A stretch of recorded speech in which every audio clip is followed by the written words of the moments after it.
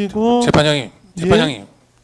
그 재판 진행되기 앞서서 꼭 드리는 말씀이 일단 요거 진행만 먼저 좀 하고 하면 안 될까요? 저희가 이것 때문에 좀 재판장님 그 소송지가 지금 저희가 좀 수긍할 수가 좀 이 접수가 안 됩니다. 저희가 좀 이해가 안 되고. 아니 그러니까 그래서- 잠깐만요. 근데 저희가 일단 좀- 진행할 건 진행하고 할게요. 말씀 드릴게요. 아니 말씀할 기회 드릴게요. 예. 그 재판의 개정과 관련된 문제라서 말씀드리는 건데. 아 개정이랑 관련된 문제요? 그- 어떤 것 때문에? 예. 저희 변호인들이 예. 지금 입정을 하는 데 있어서 예. 예. 지금 전부 다 검문 검색이라는 이름으로 인권 침해를 당하고 있는데요. 예. 그거는 법원에서 하고 있는 일입니다. 그 법원이 이렇게 인권 침해를 한다는 것은 사실 대한민국의 법치주의가 그대로 그냥 허물어졌다는 것을 의미하는데요. 지금 이 재판의 당사자는 소송지휘를 하고 계시는 법관님 그리고 검사님들 그리고 또 저희 변호인들 피고인들 이렇게 당사자라고 할 수 있습니다. 그런데 변호인들은 입정을 할 때 지금 이 입구 앞에서 가방을 전부 다 검문 검색을 당하고 가방 안에까지 다 전부 다 들여보면서 모두 다 들춰봅니다. 소송 서류를 포함해서. 무슨 근거로 이렇게 할 수 있는지 저희는 의문이 아닐 수가 없고요. 만약에 무슨 보안이나 뭐 어떤 다른 안전상의 의미로 이렇게 하시는 거라면 소송상의 당사자인 모든 분들에게 같은 기준이 적용이 되어야 하는데요. 그런데 저희가 그렇게 검문 검색을 당하고 인권 침해를 당하고 있는 그 옆으로는 특검과 검사님들이 지나갑니다. 그냥 검문 검색도 받지 않고요. 아무런 제지도 받지 않고 그냥 지나갑니다. 저희 또한 당연히 그래야 된다는 게 저희 입장이고요. 그리고 오늘 같은 경우는 그 정도가 정말 극에 달해서 지금 들어오면서 가방을 검색당하고 주머니 안에 있는 소지품을 꺼내라고 윽박 지르기 시작하더니 손목에 있는 손목 시계를 두고 손목을 낚아채면서 시계를 풀어라, 시계를 보여줘라 이렇게까지 얘기하는 지경에 이르렀습니다. 그 옆으로 검사님들이 지나갔고요. 사실 재판장님 이 재판만 하고 대한민국 법치가 무너지는 건 안 됩니다. 이 재판만 끝나고 대한민국은 법치국가가 아니어서도 안 되는 것이고요. 그런데 일방 당사자에게 이렇게 불리한 지위를 부여하는 게 법원이고 법원이 주도적으로 그와 같이 소송 절차를 형해하는 식으로 이 재판을 운영한다면 과연 누가 이 재판의 결과에 수긍할 수 있겠습니까? 저희는 이 문제를 이미 기존에 제기한 바가 있습니다. 그런데도 나아지기는커녕 심각한 수준에 이르러서 오늘은 결국에는 저희는 아무리 이걸 이해하려고 해도 손목을 낚아채고 주머니를 뒤지면서 이렇게 하는 것은 폭행에 해당합니다. 적어도. 폭행을 당하고 올라와서 이 재판은 공정하게 임해도 된다, 임할 수 있다라고 이야기하는 거 어불성설이라고 생각을 하고요. 그리고 또 그동안 재판장님께서 저희 재판에서는 그동안 소송지휘를 우리 방청을 오신 일반 국민들이 특검이나 검사들에게 말 한마디라도 하는 것에 대해서 그렇게 예민하게 반응하시고 그 다음에 검사들도 예민하게 반응하면서 무슨 퇴정을 시켜달라 이런 얘기까지 나왔습니다. 그런데 법원이 나서서 이렇게 변호인들 검문 검색하고 폭행을 가하는 것은 누구에게 이야기를 해야 되는 겁니까? 어떻게 모든 권력을 다 쥐어지고 틀어지고 그 권력을 행사하는 특검과 검사들에게는 또 한없이 그들의 안전까지 보장한다는 명목으로 재판부가 나서서 법원이 나서서 그런 경호와 가까운 혜택을 제공하고 일방 당사자인 피고인과 변호인들에게는 모든 불이익을 감수하라고 하는 것입니까? 저희가 이 부분에 대해서는 실무적으로 항의를 했습니다. 실무적으로 항의를 하면 돌아오는 대답은 재판부에 이야기하라고 합니다. 저희가 이 말씀을 드리면서 재판부의 어떠한 이 소송이 얼마나 급하고 정말로 얼마나 효율적으로 흘러가야 되는지에 대해서 저희도 잘 알고 있습니다. 그리고 오늘도 그 말씀을 드리기 위해서 계속 기다리고 있었고요.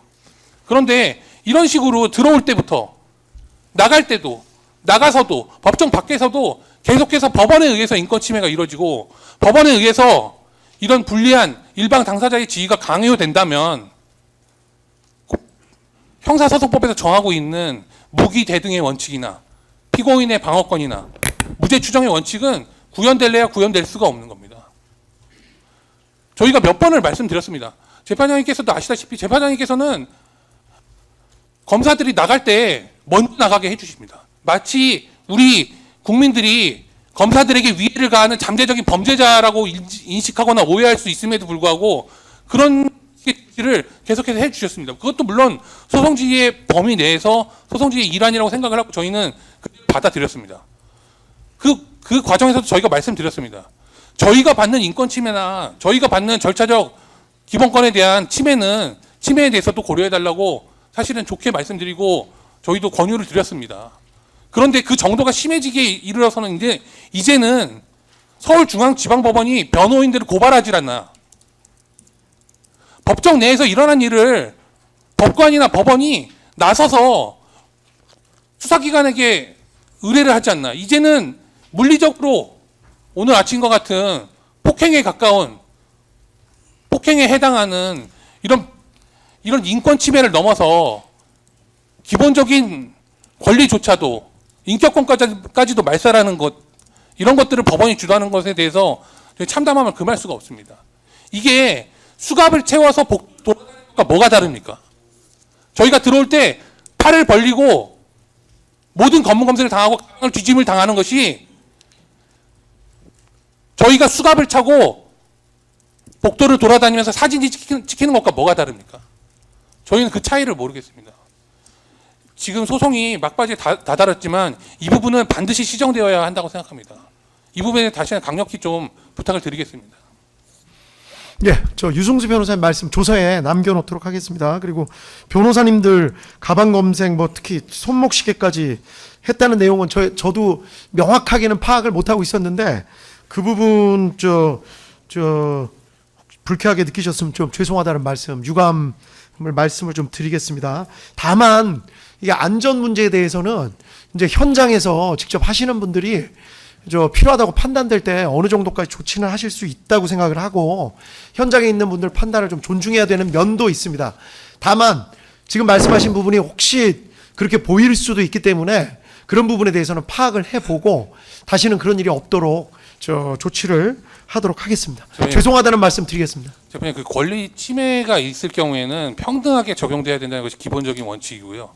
그 평등하게 적용돼야 된다면 평등하게 적용될 수 있다면 그 기본권 침해가 합리적인 이유가 있다고 해서 정당화될 수 있는 것입니다. 그런데 지금 이 조치는 평등하게 적용되지도 않고 합리적으로 적용되고 있지도 않습니다. 왜냐하면 저희가 이렇게 검문 검색을 받고 모든 인권 침해를 당하는 옆으로 검사님들은 그냥 입장하신다니까요. 그게 얼마나 인격권을 말살하는지 아십니까? 그러면 법원에서 뭐라고 그동안 대응을 했느냐? 검사님들은 공무원이기 때문에 그게 가능하다라고 이야기를 합니다. 공무원이기 때문에 가능하다고요? 공무원은 범죄자가 아니고 변호인들은 잠재적인 범죄자라는 말씀입니다. 그 부분도 이해가 될 수 없고요. 특히나 지금 검사님, 이 특검 측에는 특검본진 같은 경우에는 민간인입니다. 그냥 일반인이지 공무원이 아닙니다.